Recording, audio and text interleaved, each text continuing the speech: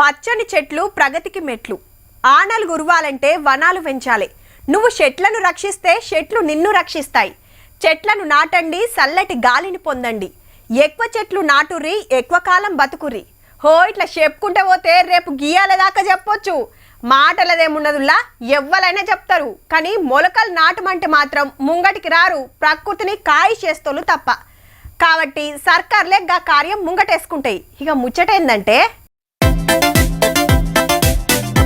చెట్లు అడవులని ఎండ్రికాయలు పెట్టేటోళ్ళని చూపిస్తారేంది అంటారా? జర మంచిగా చూడుర్రి. ఇత్తులు నాటుతున్న రోడ్డు పంట. అగో మొదలు ఇత్తనాలు తెచ్చి ఇట్లా కుప్ప పోసి నపరిన్ని చిన్న చిన్న సంచుల్లో పోసుకొని కాలు ఒడ్డు పంట నాటుకుంటా పోతున్నారు. తమిళనాడు రాష్ట్రం తూత్తుకుడి ఫారెస్ట్ వాళ్ళు ఈ కార్యం పెట్టుకున్నారు. మొన్నటి వరదలకు చెట్లన్నీ ఆగమైతే మళ్ళా అడవులు పెంచే ఇకమత అన్నట్టు.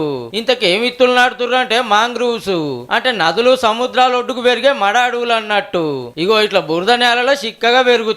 ఉత్త 45 రోజుల్లోనే ఇట్లా తయారైతాయట.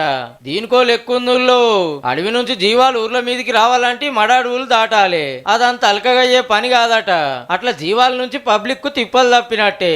దీనాం కూలీలను తీసుకొని నదొడ్డుకు పోయి ఇట్లా ఇత్తులు నాటిస్తున్నారు ఆఫీసర్లు. మంచిక మతే.